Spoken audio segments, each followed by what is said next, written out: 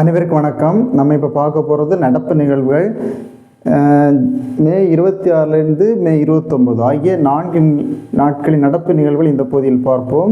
இவை அனைத்துமே அனைத்து போட்டித் தேர்வுகளுக்கும் மிகவும் பயனுள்ள வகையில் அமையும். ஃபர்ஸ்ட் ஒன், அக்னி 1 ஏவுகணை எவ்வளவு தூரம் தாக்க வல்லது? அக்னி 1 ஏவுகணை எவ்வளவு தூரம் தாக்க வல்லது? அந்த அக்னி 1 ஏவுகணையின் தாக்கவல்ல தூரம் 700 to 900 கிலோமீட்டர். அக்னி 1 ஏவுகணை எவ்வளவு தூரம் தாக்க வல்லது? 700 to 900 கிலோமீட்டர். செகண்ட் ஒன், சமீபத்தில் எந்த மாநிலம் பொது சிவில் சட்ட மசோதாவை நிறைவேற்றியது? சமீபத்தில் எந்த மாநிலம் பொது சிவில் சட்ட மசோதா நிறைவேற்றியது? அஸ்ஸாம் மாநிலத்தில் தான் சமீபத்தில் பொது சிவில் சட்ட மசோதாவை நிறைவேற்றினாங்க. தேர்ட் ஒன், உலக மாதவிடாய் சுகாதார தினம் கடைபிடிக்கப்படும் நாள் மே 28. தேர்ட் ஒன், உலக மாதவிடாய் சுகாதார தினம் கடைபிடிக்கப்படும் நாள் மே 28. ஃபோர்த் ஒன், இந்தியாவின் 5வது முழுமையான எழுத்துறை பெற்ற மாநிலம் எது? இந்தியாவின் 5வது முழுமையான எழுத்துறை பெற்ற மாநிலம் எது? சிக்கிம். இந்தியாவின் 5வது முழுமையான எழுத்துறை பெற்ற மாநிலம் எது? சிக்கிம். ஒரு ரிப்பீட் பண்ணுவான். ஃபர்ஸ்ட் ஒன், அக்னி 1 ஏவுகணை எவ்வளவு தூரம் தாக்க வல்லது? 700லிருந்து 900 கிலோமீட்டர்.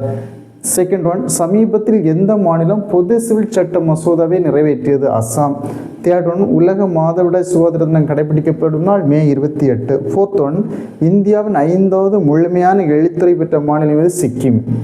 ஃபிஃப்த் ஒன், அன்னாசி அரிசி பழம் திட்டத்தை அறிமுகப்படுத்திய மாநிலம் எது? அன்னாசி அரிசி பழம் திட்டத்தை அறிமுகப்படுத்திய மாநிலம் எது? திரிபுரா. சிக்ஸ்த் ஒன், இங்கிலாந்திற்கான இந்தியாவின் உயர் ஆணையராக நியமிக்கப்பட்டவர் யார்? குமரன்.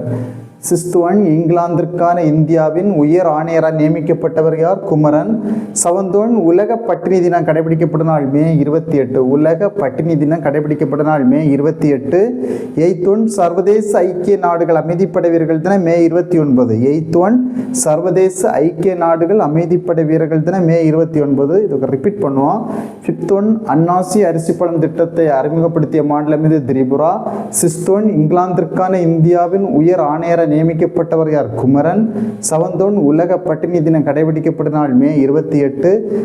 எய்த் ஒன், சர்வதேச ஐக்கிய நாடுகள் அமைதிப்படை வீரர்கள் தினம் கடைபிடிக்கப்படும் நாள் மே 29.